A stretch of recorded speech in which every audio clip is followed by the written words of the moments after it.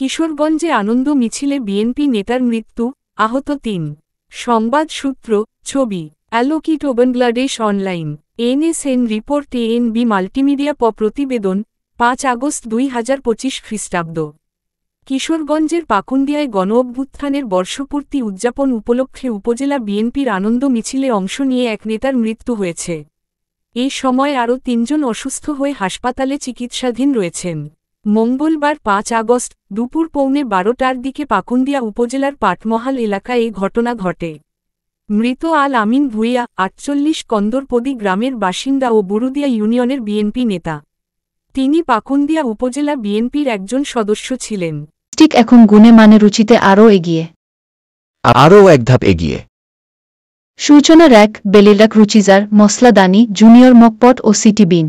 উপজেলা বিএনপির আহ্বায়ক অ্যাডভোকেট জালাল উদ্দিন বিষয়টি নিশ্চিত করে জানান, আজ ৫ আগস্ট ফ্যাসিস্ট সরকারের পতন ও পলায়ন দিবস উপলক্ষে উপজেলা, পৌর ও সব অঙ্গ ও সহযোগী সংগঠনের যৌথ উদ্যোগে আনন্দ মিছিলের আয়োজন করা হয়।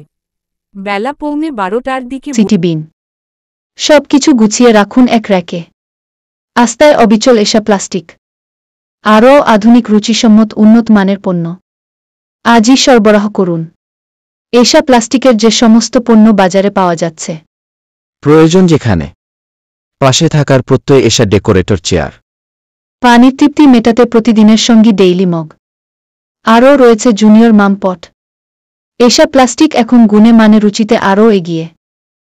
প্রয়োজন যেখানে, পাশে থাকার প্রত্যয় এসা ডেকোরেটর চেয়ার। বুরুদিয়া ইউনিয়ন থেকে একটি মিছিল পাকুন্দিয়া বাজারের পাটমহালে বিএনপি কার্যালয়ের সামনে এলে আল আমিন ভূঁইয়াসহ ৪ জন অসুস্থ হয়ে পড়েন। তাদের দ্রুত উপজেলা স্বাস্থ্য কমপ্লেক্সে নেওয়া হলে চিকিৎসক আল আমিনকে মৃত ঘোষণা করেন।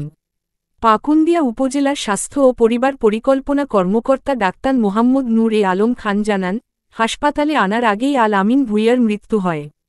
প্রাথমিকভাবে ধারণা করা হচ্ছে, অতিরিক্ত গরমে স্ট্রোক করে তার মৃত্যু হয়েছে।